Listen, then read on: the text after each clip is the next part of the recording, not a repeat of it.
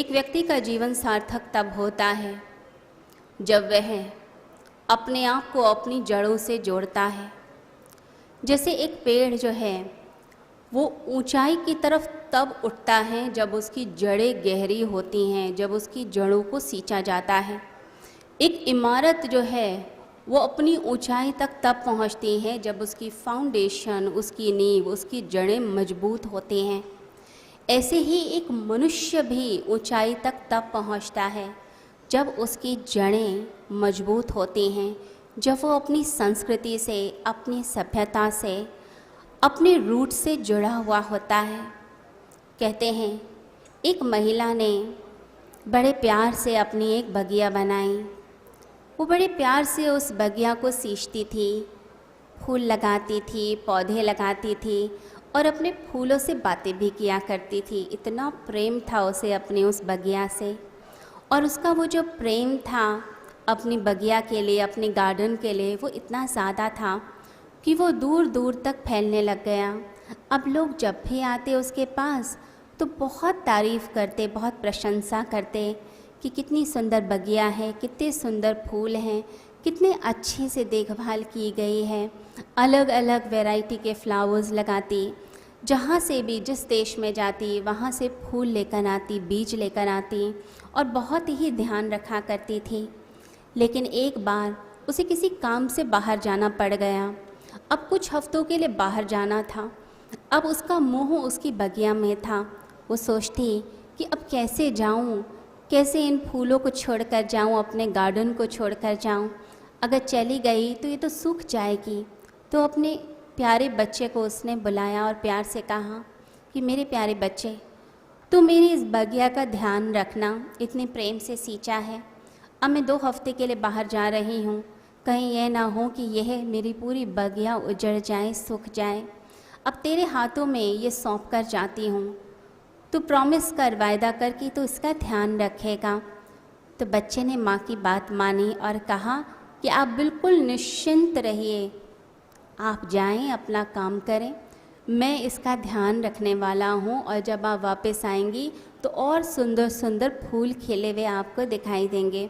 मैं सुबह से रात तक इसी बगिया का ध्यान रखूँगा। तो माँ निश्चिंत होकर चली गई। माँ ने सोचा बच्चे ने प्रॉमिस किया है तो निभाएगा। वो आराम से चली गई। अब बच्चे ने अपना वायदा निभाया।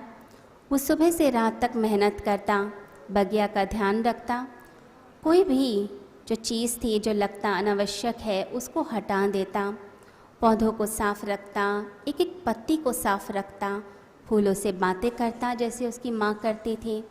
उसका ध्यान ये रहता कि बगिया सुंदर रहे, सजी रहे, पूरा ध्यान रखता। अब 1-2 दिन तो बच्चा खुश रहा, लेकिन तीसरे दिन से उसने देखना शुरू किया कि जो फूल थे अब वो मुरझाने लग गए हैं, पत्तियाँ सूखने लग गई हैं, पौधे भी कुम्हलाने लग गए हैं। अब उसे चिंता हुई कि ये क्या हो रहा है, ये बगिया क्यों सूखने लग गई है। मैं तो बहुत ध्यान दे रहा हूँ, फिर भी बगिया सूख रही है। अब धीरे धीरे बगिया सूखती चली गई, पूरी उजड़ती चली गई। जब उसकी माँ वापस आई तो देखकर हैरान हो गई। उसने अपने बच्चे से कहा कि तुमने अपना वायदा नहीं निभाया, प्रॉमिस नहीं निभाया, तुम अपने वचन पे खरे नहीं उतरे, सारी बगिया तो उजड़ गई है। उसने बच्चे से कहा क्या तुमने ध्यान नहीं रखा था। बच्चा रोने लग गया और कहने लगा माँ, मैंने तो बहुत ध्यान रखा था, मैं तो एक एक पत्ती को साफ़ करता था, कोई भी पत्ता सूख के नीचे गिरता तो मैं उसे उठाकर बाहर फेंक देता कि बगिया हरी भरी रहे, फूलों से बातें करता जैसे कि तुम करती थी। मैं हर चीज़ का ध्यान रखता था, पर पता नहीं ये बगिया क्यों मुरझाने लग गई, क्यों उजड़ गई। मैंने तो अपना पूरा वायदा निभाया था, मुझे समझ नहीं आया। माँ ने रोते हुए बच्चे को चुप कराया और पूछा ठीक से बताओ तुम करते क्या थे। तो बच्चे ने बताना शुरू किया कि ज़रा सी धूल आती तो पानी का छिड़काव करके उसे साफ़ करता था, एक एक पत्ती को साफ़ करता था मैं। तो माँ ने कहा कि बेटा तुम पत्ती तो साफ़ करते थे, लेकिन क्या तुम जड़ों में पानी देते थे। अब बच्चे ने कहा कि नहीं, मैंने जड़ों में पानी तो दिया नहीं। अब माँ की आंखों में आंसू भी थे और साथ में होठों पे मुस्कान भी थी। बच्चे के सर पर प्यार से हाथ रखा और कहा कि बेटा, जीवंतता जो है वो पत्ती साफ करने से नहीं आती, जीवंतता आती है जड़ों को सींचने से। ऐसे ही मनुष्य के अंदर भी जीवंतता आती है जब वो अपनी जड़ों को सींचता है, अपनी सभ्यता, अपनी संस्कृति से जुड़ने लग जाता है। जब हम अपनी संस्कृति से जुड़ाव महसूस करते हैं, अपनी वैल्यूज़ जो हमारे माता पिता ने हमें दी हैं, जो हमारे ऋषि मुनियों ने दी, हमारी पूर्वजों ने दी, जब हम उससे जुड़ने लग जाते हैं तो हमारे अंदर जीवंतता आती है, प्राण आते हैं। लोग क्या करते हैं, लोग अपने बच्चों को सुख साधन देना चाहते हैं। मेरे बच्चे के पास प्रॉपर्टी होनी चाहिए, बैंक बैलेंस होना चाहिए, उसके पास डिग्री होनी चाहिए, वो आजकल के मॉडर्न युग के हिसाब से चलने योग्य बन जाए। हम सब चीज़ें अपने बच्चों को देना चाहते हैं, लेकिन हम एक चीज़ भूल जाते हैं। हम बाहरी रूप से तो उन्हें चीज़ें दे रहे हैं, परंतु जो जड़ें हैं उनकी सिंचाई करना भूल गए। हमारे बच्चे हमारी संस्कृति से जुड़ें, हमारी सभ्यता से जुड़ें। हम जो हिंदू संस्कृति के अंदर जो मूल्य देते हैं, जो वैल्यूज़ देते हैं, उनके बारे में तो हम अपने बच्चों को बताते नहीं हैं। बच्चों को हमने वेस्टर्न साइंस से जोड़ दिया, वेस्ट से जोड़ दिया। अब बच्चों को वो सब बातें तो पता हैं, वो उनकी प्रशंसा करते हैं, परंतु अपने देश की जो संस्कृति है, हमारे देश की जो साइंस है, यहाँ का जो ज्ञान विज्ञान है, यहाँ के जो शास्त्र हैं, उनसे जुड़ाव ही नहीं हुआ। उसके बारे में गलत बोलते हैं। उन्हें लगता है कि श्री राम कभी हुए ही नहीं थे, श्री कृष्ण कभी हुए ही नहीं थे। क्यों ऐसा हो गया? क्योंकि आपने अपने बच्चों को अपनी संस्कृति से दूर कर दिया। जब बच्चे अपनी संस्कृति से दूर होने लग जाते हैं तो धीरे धीरे करके वो माता पिता का आदर करना भी भूल जाते हैं। वो भूल जाते हैं कि बड़ों का सम्मान क्या होता है, कैसे छोटों को अपनाया जाता है, अपने रिलेशनशिप्स को मेंटेन कैसे किया जाता है। बच्चे भूलने लग जाते हैं। हमने बाहर से तो बच्चों को सब दे दिया, लेकिन जो नैतिकता देनी चाहिए, जो उनकी जड़ें मजबूत करनी चाहिए, जो इनर पावर है, उस इनर पावर पर बिल्कुल ध्यान नहीं दिया। आउटर पावर देने में लग गए कि पद मिल जाए, इसको धन मिल जाए, इसको चीज़ें मिल जाए। बच्चा रोता है टॉय के लिए तो हम उसे टॉय पकड़ा देते हैं, उसे ज़िद्दी बनाते हैं। बच्चे ने एक बार ज़िद करी, एक बार गुस्सा किया और हमने उसे चुप कराने के लिए उसकी मनपसंद चीज़ पकड़ा दी। अब ये बच्चा समझ गया कि ज़िद करने से, चीखने चिल्लाने से मुझे चीज़ें मिल जाती हैं, तो अगली बार मुझे क्या करना है, मुझे अगली बार यही करना है, बार बार यही करना है। बच्चे ज़िद पकड़ते हैं और माता पिता हर बात में खुश करने में लग जाते हैं। अब इस बच्चे ने ये बात पकड़ ली। अब ये जो बच्चे का मन है, जब धीरे धीरे वो बड़ा होता है, यानी शरीर से विकसित होता है, वो सोचता है अब यही करना है, संसार में भी यही करना चाहिए, ज़िद करनी चाहिए, बुरा मान के बैठ जाना चाहिए, फेस बना के बैठ जाए कोने पे। जब तक दूसरा सॉरी नहीं कहेगा, मेरी मनपसंद चीज़ नहीं देगा, मैं ऐसे ही मुँह बना के बैठा रहूँगा। तो वही आदत फिर लंबी चलती है।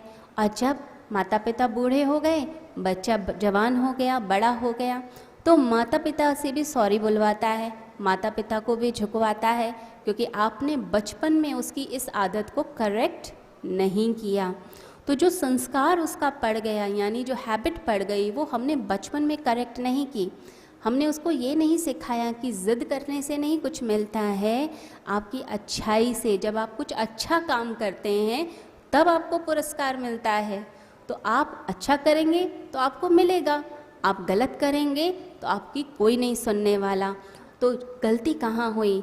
बचपन से गलती हो गई। बच्चे हर चीज़ को सीखते हैं, माता पिता क्या व्यवहार करते हैं बच्चे सब सीख जाते हैं।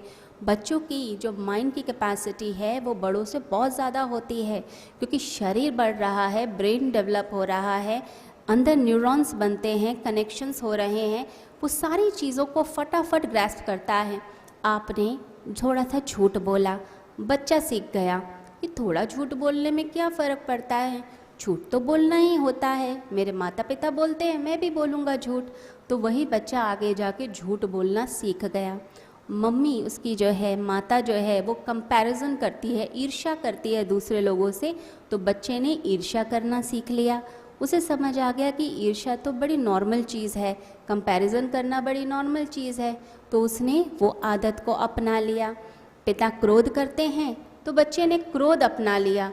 अब वो सारी चीज़ें जो हैं आगे ज़िंदगी में बढ़ती जाती हैं, बीज हमने डाल दिए। तो दो तरह के जीवन हैं, एक जीवन होता है भोग का जीवन और एक होता है योग का जीवन। भगवान श्री कृष्ण गीता में युक्त और अयुक्त ये दो बातें कहते हैं। सांख्य योग अगर आप पढ़ेंगे यानी कि चैप्टर 2 भगवद गीता का, तो उसके अंदर भगवान श्री कृष्ण कहते हैं जो युक्त है उसके जीवन में शांति है और जो अयुक्त है उसके जीवन में शांति कहाँ। अयुक्त यानी कि जो भगवान से जुड़ा हुआ नहीं है, जो अपनी रूट से जुड़ा हुआ नहीं है, वो कभी आनंद को, शांति को कभी प्राप्त नहीं होगा। और जो योग से जुड़ गया, परमात्मा से जुड़ गया, उसके जीवन में क्या है, उसकी ज़िंदगी में शांति ही शांति होती है। तो हमने अपने बच्चों को कहाँ जोड़ना है, योग से या भोग से। भोग से जब हम जोड़ते हैं तो हम उन्हें वेस्ट से जोड़ देते हैं, उन्हें अच्छे अच्छे कपड़े पहनना, अच्छे शूज़ हम दिलाते हैं, अच्छे गैजेट्स देते हैं। बच्चे ने रोना शुरू करा, आजकल लोग आईफोन पकड़ा देते हैं, गैजेट्स पकड़ाते हैं। बच्चे यूट्यूब को देखे बिना खाना भी नहीं खाते हैं। यूट्यूब चल रहा है, उसमें गेम्स देख रहे हैं, कार्टून्स देख रहे हैं, गाने सुन रहे हैं और फिर साथ में भोजन ग्रहण करते हैं। ये भी पता नहीं कि वो खा क्या रहे हैं, जंक फूड खा रहे हैं, गलत विचार उनके अंदर जा रहे हैं। हमने ये चीज़ करेक्ट नहीं की, भोग संस्कृति से जोड़ दिया। परंतु हमें ये चीज़ें बचपन में करेक्ट करनी है, यानी कि योग से जोड़ना है। बच्चों को बताना है कि सही आहार क्या है, ज्ञान क्या है, विज्ञान क्या है। भगवान श्री कृष्ण गीता में कहते हैं कि जिसका आहार विहार, सोना जागना, उठना बैठना, कर्म में जिसकी चेष्टा उचित नहीं है, सही नहीं लगाता, तो वह व्यक्ति योगी नहीं कहलाता।